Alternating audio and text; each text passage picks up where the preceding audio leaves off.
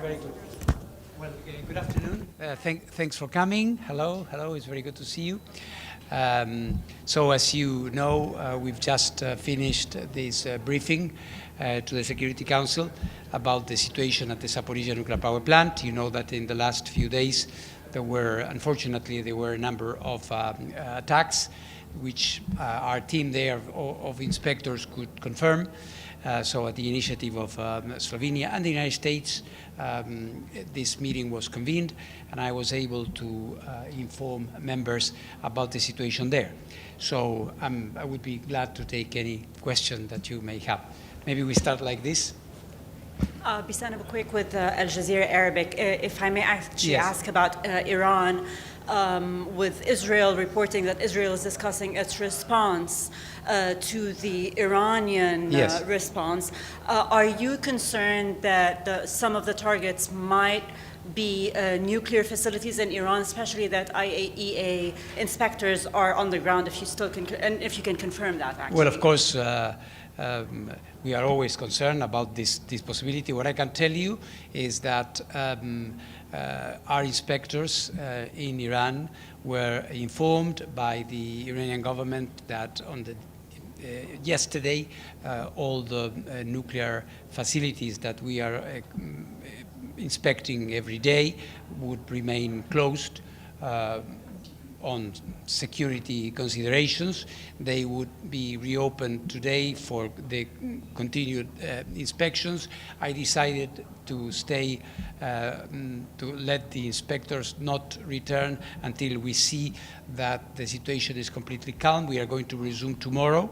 So what I can say is that this has not had an impact on our inspection activity.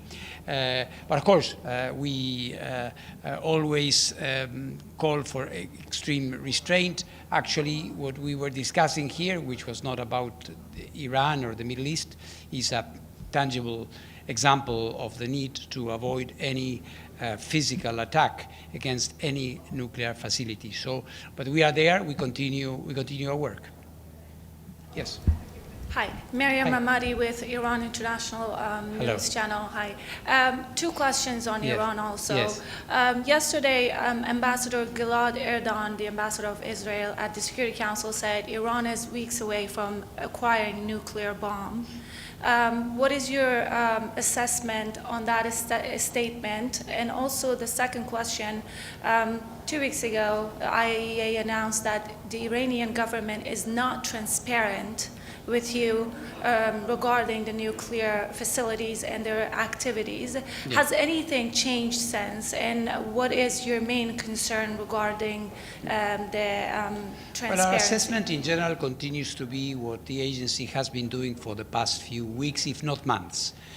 First of all, the fact that there is an accumulation of uranium enriched at very, very high levels does not automatically mean that you have a nuclear weapon. The agency, and here we have to be extremely cautious when making statements, as far as the agency is concerned. I don't refer to national statements, but as far as the agency who is inspecting there is concerned, we don't have any information or indication that there is a nuclear weapon program in Iran. At the same time, while we say this, which we need to say, we are telling our Iranian counterparts that this important accumulation of nuclear material at levels that are very, very close, technically identical almost, to weapon grade level, of course, is not irrelevant and raises questions in the international community. This is why we are always asking, requiring them to cooperate with us in full. I can say that I am reestablishing contacts with the Iranian government in order, for me personally, of course, our inspectors continue to do their work, as I was just responding to your colleague here. It's not that we are not there, but we are not there at the level that we consider we should be. So I hope in the next few weeks to return to Tehran and to try to put the situation back on track. With your traveling to Iran? We are talking about that. Yes. Hi, Mr. Grossi. Hello. Margaret Bashir, Voice of How are you? America. I will switch it back to Ukraine now. Please. On Zaporizhzhia, sorry, I just wrote so many notes here for you. Yeah. Just one clarification Yes. first, if I could. You talked about two external lines of power. Yeah. That only has two Yeah. external lines of power. For those of us who are not nuclear scientists, could you tell us how many lines of external power a facility like Zaporizhzhia It should used to have 10. It used to have 10. So now, as you can see, with only two, one 750 kilowatt and the other 330, with only two lines and frequent interruptions, including 9 blackouts, this safety situation of the plant is very serious because you need this external power supply in order to ensure the cooling function of the reactors, which even at the current status, which is in the jargon we call it shutdown, means that they are working almost at a very, very minimal level or completely stopped. The temperatures are lower, but you have a lot of nuclear material there, and of course, which is still in need of continuous cooling. So if you lose the power that allows the cooling systems to work, then as it happened several times, then you have to recourse, as you would in a private house, you need to use emergency generators, which are, you know, the last line of defense, I would say. So one never wants to be with the last emergency measure, the last emergency tool that you have in your toolbox to avoid a meltdown. So this is why the issue of the power lines is something I am constantly repeating. And then on the five principles that you have been going over, you seem to be pretty clear, excuse me, in the council on 4 of them, but you didn't really you didn't seem to say whether weapons or heavy equipment are being stored in There is or no around heavy the facility. weaponry there. There's no heavy weapon. No, I have to say it, because when we established these 5 concrete principles, we did it not top of my head. It was the result of almost a year-long effort where we consulted with Ukraine, with Russia, on what would be the essential elements that should not happen, should not take place. And we even, if you look at them, we gave some examples. Multiple rocket launchers, tanks, heavy artillery, and ammunition. So at the same time, there is security presence.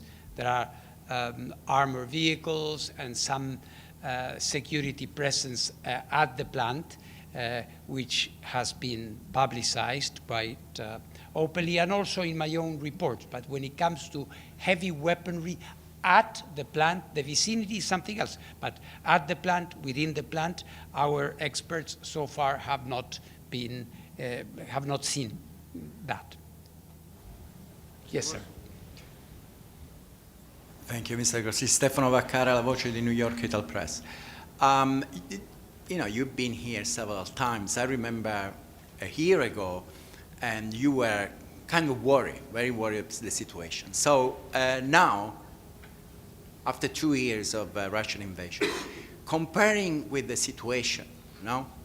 How worried are you, more, less? And today we saw again, you know, the Russian ambassador, the Ukrainian ambassador, pointing finger to each other. Basically, everyone is saying that somebody else fought all the time. Indeed. Now, you, in your report, would you clarify, if you had to give a yellow card, which one gets the first yellow card, Russia or Ukraine? Well, what you raise is a very important point, and is a point that everybody is talking about, this issue of attribution. Point finger, say it's this country or that country. We are not commentators. We are not political speculators or scholars or analysts. We are an international agency of inspectors. And in order to say something like that, we must have proof, indisputable evidence that an attack or remnants of ammunition or any other weapon is coming from a certain place. And in this case, it is simply impossible. Let me remind you that these attacks have been performed with a multitude of drones. First of all, the drone, as we all know, by their own technical functioning, has a diverse trajectory. It hovers, it circles, it can go into, remember this plant is at the front line, it can go to the Russian occupied territory, it can come from different places. It could be manned from one side and belong to another side. So for us, it would be impossible. At the same time, because we have been looking at these drones, these are 4 rudder drones which can be obtained almost anywhere. So the technical, I would say, forensic is not there to allow me to say it is indisputably something coming from here or there. This is why we keep the information as accurate as we can, and we do not sway into speculating, okay? So this is what we do. You were saying how concerned we are. We are very concerned. This is why at times I have said at the moment, we don't see a problem, but this is very precarious. And some were saying, well, but nothing is happening. You see what happened. This is a combat zone. In a combat zone, any day, something very, very serious can happen. So I have the red card, I have the yellow card, I have them ready in my hands. The most important thing is that they see that the referee is there on the pitch. Thank you, Mr. Grossi. Alan Bulcati from news agency RIA Novosti. Do you mean that you won't be able anytime soon to define the perpetrator in terms of Zaporozhye nuclear power plant? Well, that depends on the circumstance. That depends on the circumstance. The IAEA would not be in the business of hiding anything. You know, this is very important. When we see something, if we have evidence of something, we do not have a problem in reporting, but we have to be extremely measured in what we do. We know that in a war, there are certain operations. There are sometimes operations leading the observer to believe that something is happening in a certain sense while it is happening in a different sense, intelligence operations and many other things. And the voice of the IAEA is very important. The credibility of the IAEA, which applies to this, applies to Iran, applies to Korea, applies to the Middle East, applies to everything, must be preserved. I am the guardian of this institution, and I have to measure the words so that when we put something on the public domain, it's something that is concrete and proven.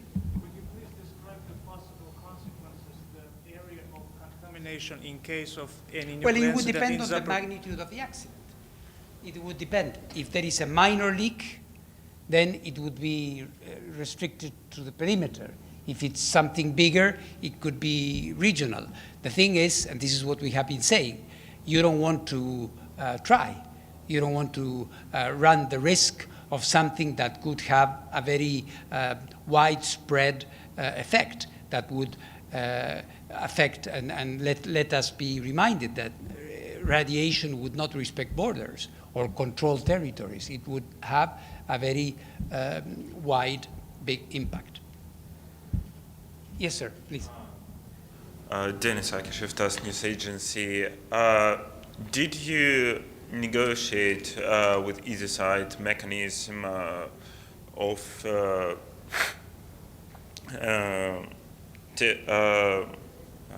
inspection and giving in suspecting accountability mechanism. So how to Yeah, I how to understand your question, accountability. No, I mean, the ISAM's mission and the 5 concrete principles that I established here a year ago indicate what should not be happening and says that we are going to be monitoring that. We are not a tribunal, if you want, that would be attributing, punishments or anything of the sort. We are there informing, providing a technical assessment. Sir, yes. Thank you very much for taking questions, Mr. Grossi. Gabriel Elizondo from Al Jazeera English. Just Yes. a quick clarification on your comment, one of your comments to the council. You said just in the last couple days under the IAEA's suggestion that all 6 of the reactors are now in cold shutdown. Shutdown. Can you explain the significance? I know 5 were in cold shutdown. Now Yeah. that all 6 are, what is the significance of that, and why was the Well, I why think- did you recommend yeah, that? indeed. This is, as I was partially explaining to one of your colleagues now, this means that the reactors are operating at an extremely low level. They are not producing any energy or electricity or power, which means that the temperature of the core is much, much lower. So in case, if there was an attack or something that would compromise the physical integrity, then the consequences would be easier to mitigate. It doesn't mean that there wouldn't be consequences. It would be an easier crisis to be mitigated. The agency had been recommending, advising the management of the plant to put this unit at cold shutdown like all the others. But this is an evolving situation. Let's see how it continues. Just one very quick follow-up, Please. sir. I'm sorry. And are you and your team getting all of the access that you need and demand from the Russian officials on site, or not? I would say, by and large, yes, but it's also true, and I have said it in some of my reports, that on occasion we haven't been given the access. What happens on some occasions, and we do not have an element to whether this is justified or not, we have to accept what we are told. Sometimes we are told that our teams cannot access a certain area. You know, the plant is a very huge site, that they cannot access this site because there's an impending attack or something of the sort. And when this happens, of course, my responsibility for my staff is that we should follow those instructions. But we are asking constantly and saying, like I said again today, that for us to be giving an accurate impression of what is happening, we must have access to the entire site. Yeah. Follow-up on Iran, please. What are you hoping to accomplish by traveling to Iran? You say you're going to travel in the next 2 Well, weeks. what I hope to accomplish is to get or to put the situation to help put it in a higher level of cooperation, if I can put it like this. We are getting access, which in my opinion could be much better. Let me remind you that, again, a bit more than a year ago, I went to Tehran and I signed a joint declaration with the Iranian government indicating a number of actions that we would be taking together with Iran beyond, in addition to what we are already doing. We started that process and that process was interrupted. And I have been insisting, and I have been saying, we need to go back to that understanding we had in March 2023. So I hope one of the issues that I should be discussing with the Iranian government, if I return soon, is how to go back to that path of cooperation. And will you be going to Ukraine anytime soon? Yes, yes. We need to Ukraine and to Russia, as I have been doing since the beginning. I will. Another point I stress is that we must keep these channels of communication open. One of the precious things about this mission by the IAEA is that we are talking to both. We keep both engaged, and we try to make the most of the situation in spite of the difficult circumstances. Do you have a date on the calendar? Not yet, but it will be coming soon. I thank you very much. It's always a pleasure to see you, and I will be keeping you informed of any news. Thank you very much. Have a nice evening. Bye-bye. Bye-bye. Bye.